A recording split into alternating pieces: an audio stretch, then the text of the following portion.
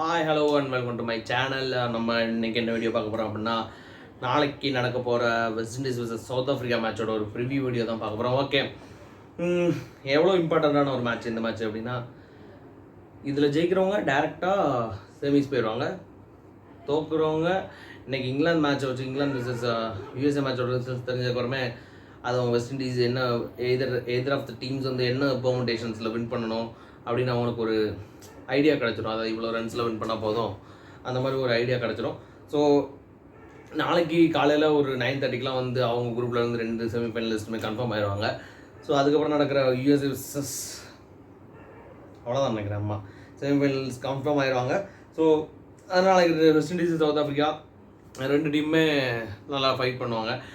இன்றைக்கி யூஎஸ்ஏ கூட இங்கிலாந்து கண்டிப்பாக வின் பண்ணிடுவாங்கன்னு நினைக்கிறேன். ஸோ அது ரொம்ப பயங்கரமான ஒரு டஃப் ஃபைட்டாக இருக்கும். ஓகே, இப்போ 3 டீமுக்குமே சான்ஸ் இருக்குது அப்படின்னா 3 டீமுக்குமே சான்ஸ் இருக்குது. South Africa England. South Africa already 2-2 வின்னு, வெஸ்ட் இண்டீஸ் வந்து 2-1 வின்னு, இங்கிலாண்டும் அதே மாதிரி 2க்கு வந்து 1 வின்னு. ஆனால் இப்போது வெஸ்ட் இண்டீஸோட ரன் ரேட் வந்து ஒரு இமாலய ரன் ரேட்டாக இருக்குது. 1.8 1.4 ரன் ரேட்டு அவங்களோட ரன் ரேட்டு. ஸோ அது பெரிய பெரிய ஒரு ரன் ரேட்டு. இவங்க இங்கிலாந்து வந்து இன்றைக்கி யூஎஸ்ஏ கூட ஒரு பெரிய லெவலில் அடித்து அந்த ரன் ரேட்டை பீட் பண்ணால் மட்டும்தான், இன்கேஸ் நாளைக்கு வந்து சவுத் ஆஃப்ரிக்கா ஜெயித்தாலும் அவங்க வந்து அவங்க உள்ள போகிற வந்து இதுதான் ஒரு யூஎஸ்ஏ கூட அதுதான் ஒரு நல்ல ஒரு வழி. இல்லைனா வந்து அவங்களுக்கு பெருசாக ஹோப் இருக்காது. நல்ல ஒரு ரன் ரேட்டில் ஜெயிக்கணும் யூஎஸ்ஏ கூட இன்றைக்கி அவங்க. அதே மாதிரி சவுத் ஆஃப்ரிக்கா இன்கேஸ் தோற்றுருச்சுன்னா, சவுத் ஆஃப்ரிக்கா தோற்றுருச்சு இன்றைக்கி இங்கிலாந்து ஜெயிச்சிச்சுன்னா, இங்கிலாந்து கண்டிப்பாக அவங்க சவுத் ஆஃப்ரிக்கா ரன் ரேட்டை வந்து பீட் பண்ணிடுவாங்கன்னு நினைக்கிறேன். இன்றைக்கி அது பீட் பண்ணிட்டாங்கன்னா maybe West Indies and England will go through to semifinal. So பார்க்கலாம் என்ன நடக்குதுன்னு. இன்றைக்கி காலையில் முக்கியமான நான் ஃபுல்லாக அந்த மேட்ச் பார்க்கல, பட் வந்து ஒரு பெரிய பெரிய சர்ப்ரைஸான ஒரு வின்னு. சர்ப்ரைஸ்னால் அது ஆக்சுவலாக 50 வேர்ல்ட் கப்லேயே ஆப்கானிஸ்தான் வந்து ஆஸ்திரேலியாவை தோக்கடிக்க வேண்டியது. அதில் ஒரு மேட்சோட ஒரு பயங்கரமான இன்னிங்ஸ்னால தான் அது வந்து ஆப்கானிஸ்தான் ஜெயித்தாங்க. இல்லைனா வந்து கண்டிப்பாக அந்த மேட்ச்லேயும் ஆப்கானிஸ்தான் ஜெயிக்க வேண்டிய மேட்ச். ஒரு 91 for 7 291 கொண்டு போனார் மேட்ச். ஒரு 200 runs அடித்தார். ஸோ அதெல்லாம் ஒரு எல்லா தடவையும் அது நடக்காது. இன்றைக்கி அவங்க அதை மைண்டில் வச்சுருக்காங்க ஆப்கானிஸ்தான் பிளேயர்ஸ் எல்லாருமே. அதை இன்றைக்கி சொன்னாங்க நிறைய பேட்டியில் கூட வந்து அன்றைக்கே நாங்கள் இதுக்காக வெயிட் பண்ணிக்கிட்டு இருந்தோம். 23 is ஒரு ஸ்பெஷல் டேட் அப்படி இப்படி சொல்லிட்டு இருந்தாங்க. அதான் அப்போ நம்ம குரூப்புமே ஒரு மாதிரி ஓப்பன் ஆயிடுச்சு. அதை நம்ம இந்தியா vs ஆஸ்திரேலியா ப்ரிவியூ வீடியோவில் நம்ம பார்க்கலாம். இப்போ இதுதான் ஓகே. 2 டீம்லேயே நாளைக்கு England South Africa West Indies South ஆஃப்ரிக்காவில் என்ன சேஞ்சஸ் இருக்கும் அப்படின்னு பார்த்தா, எனக்கு தெரிஞ்சு South Africa will go unchanged. ஒருவேளை அவங்க பேட்மேனுக்கு பதிலாக திரும்ப சம்சி கொண்டு வரலாம். ஆனால் அது என்ன நடக்குன்னு தெரியல. ஏன்னா அவர் இல்லைனா இவர் ஏன்னா ஷம்சி 4 over 50 runs கொடுத்தாருன்னு சொல்லி பேட்மேனை கொண்டு வந்தாங்க. பேட்மேன் பார்த்தா தலைவன் 6 balls 5 full toss போடுறாப்புல.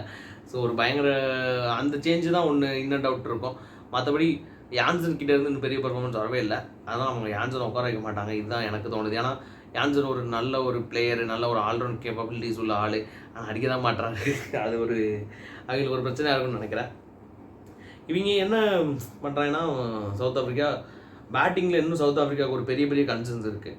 அந்த கன்சர்ன்ஸ்லாம் அவங்க எப்படி ஃபிக்ஸ் பண்ணுறாங்க அப்படின்னு சொல்லி நம்ம வெயிட் பண்ணி தான் வாங்கணும். இவங்க வெஸ்ட் இண்டீஸ் சைட்லேயும் எனக்கு தெரிஞ்ச வர மேபி பெரிய சேஞ்சஸ் இருக்காதுன்னு நினைக்கிறேன். They will go with the same 11. போன மேட்ச் ஷேகோ பாடினார், பிரெண்டன் கிங்க்கு பதிலாக ஷேகோ பாடினார்.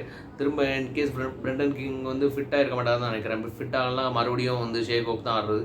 போன மேட்ச் ஒரு ஷேகோப் கிட்ட இருந்து ஒரு பயங்கரமான ஒரு இன்னிங்ஸ், 39 balls 82 runs 10 overல வின் பண்ணிட்டான். 130 மறந்துட்டேன் அப்படியே. ஓகே, ஸோ இதுதான் 2 டீமோட சேஞ்சஸ். மேட்ச்சு வேறு என்ன, இப்போ 2 டீம்லையுமே ஒரு என்னன்னா, இப்போ வெஸ்ட் இண்டீஸ் கிட்ட ஒரு பயங்கரமான ஒரு பேட்டிங் இருக்குது, சவுத் ஆஃப்ரிக்கா கிட்ட ஒரு பயங்கரமான பவுலிங் இருக்குது. அதே மாதிரி சவுத் ஆஃப்ரிக்கா கிட்ட வந்து ஒரு சுமாரான பேட்டிங்கு, வெஸ்ட் இண்டீஸ் கிட்ட சுமாரான பவுலிங்கு. ஸோ நல்ல பயங்கரமான ஒரு இன்ட்ரெஸ்டிங்காக மேட்சாக இருக்குமோ அப்படின்னு சொல்லி எனக்கு தோணுது. வெயிட் பண்ணி தான் பார்க்கணும் என்ன நடக்குதுன்னு. எனக்கு தெரிஞ்ச வர மேபி வெஸ்ட் இண்டீஸ் வின் பண்ணிடுவாங்கன்னு எனக்கு ஒரு தாட்டு. பட் அது தெரியலை, நம்ம வெயிட் பண்ணி தான் பார்க்கணும். மேபி என்ன இந்த வருஷம் வந்து என்னென்ன நடக்குது, யார் யார் உள்ளே வராங்க, யார் யார் வெளியே போகிறாங்கன்னு புரியாத அளவுக்கு ரொம்ப ஒரு பரபரப்பான கட்டத்தில் தான் வேர்ல்ட் கப் போயிட்டுருக்கு. ஸோ அதை நம்ம வெயிட் பண்ணி தான் பார்க்கணும் யார் யார் என்னென்ன நடக்குது. எனக்கு தெரிஞ்சவரை மோஸ்ட்லி வெஸ்ட் இண்டீஸ் வின் பண்ணணும்னு எனக்கு ஒரு ஆசை. ஏன்னா எனக்கு இங்கிலாந்து இது ராதர் தன் சவுத் ஆஃப்ரிக்கா, எனக்கு இங்கிலாந்து உள்ளே வந்தால் அதில் எனக்கு ஒரு குஷி, எனக்கு பிடிக்கும். நான் சொல்லியிருக்கேன் நிறைய பேர் இதில் டிஸ்அக்ரி பண்ணுவீங்க, இங்கிலாந்துக்கெலாம் ஒரு ஃபேன் ஆகும். நான் இங்கிலாந்து ஃபேன் இல்லை, இங்கிலாந்து பிடிக்கும். நான் இந்தியா ஃபேன் தான் எப்போயுமே. இங்கிலாந்து வந்து எனக்கு பிடிக்கும். ஸோ பார்க்கலாம் அது என்ன நடக்குது அப்படின்னு சொல்லிட்டு. வேறு மேட்ச்சில் டாக்கிங் பாயிண்ட்ஸ் என்ன அப்படின்னா, சவுத் ஆஃப்ரிக்காவோட பேட்டிங் வந்து ஸ்டில் ஒரு பெரிய ஒரு லூப் ஹோல் இருக்குது அவங்க பேட்டிங்கில். டிகாக் ஒரு 2 மேட்ச் 50 அடிச்சிருந்தாலுமே மற்ற பிளேயர்ஸ் ரீசா ஹெண்ட்ரிக்ஸு, மார்க்ரமு, கிளாசனு, இன்னொரு மார்க்கோ யான்சனு, இவங்கெல்லாம் யாருமே ஃபயர் பண்ணவே இல்லை. அதனால் அவங்களுக்கு அது ஒரு பெரிய கன்சர்னு.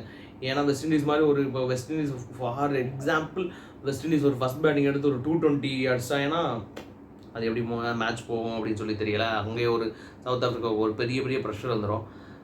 பட் பார்க்கணும், வெயிட் பண்ணி தான் நம்ம என்ன நடக்குது அப்படின்னு சொல்லிட்டு.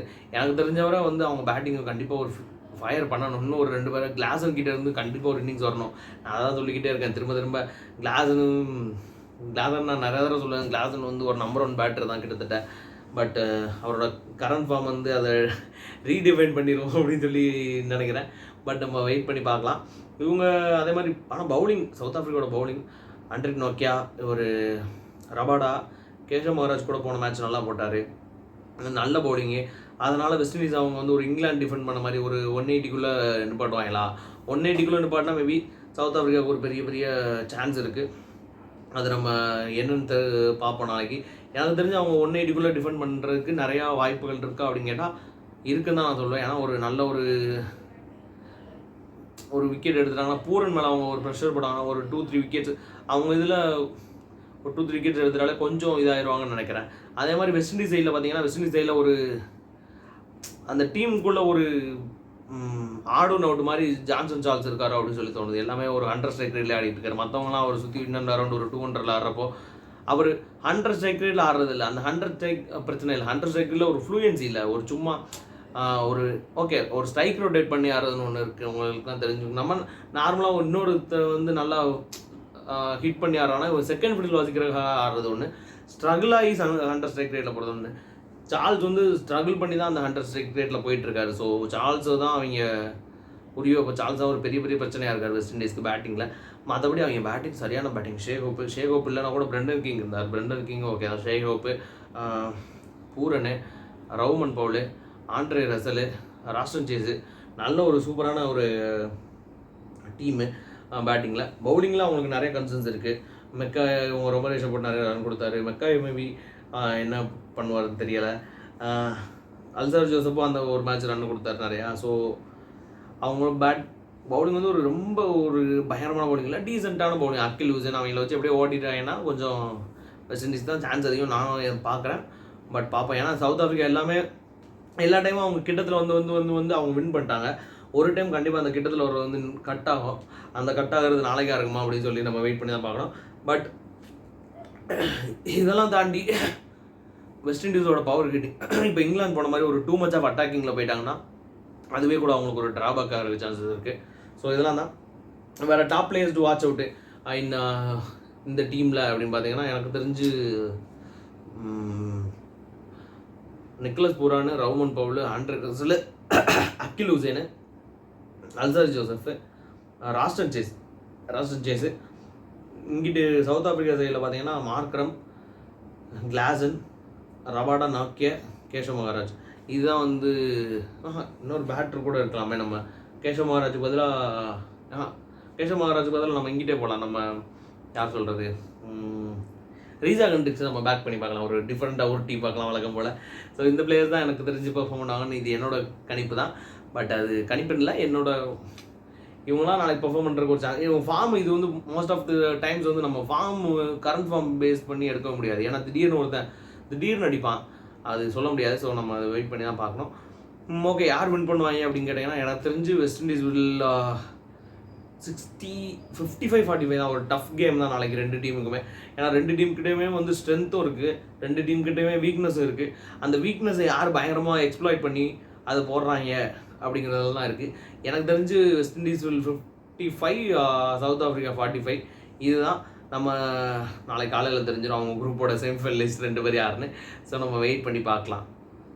இந்த வீடியோ உங்களுக்கு பிடிச்சிருந்துச்சுன்னா லைக் பண்ணுங்கள், கமெண்ட் பண்ணுங்கள். வேறு ஏதாவது ஒப்பீனியன்ஸ் இருந்துச்சுன்னா அப்புறம் கொஞ்சம் வீடியோ ஷேர் பண்ணிக்கோங்க. தேங்க்யூ.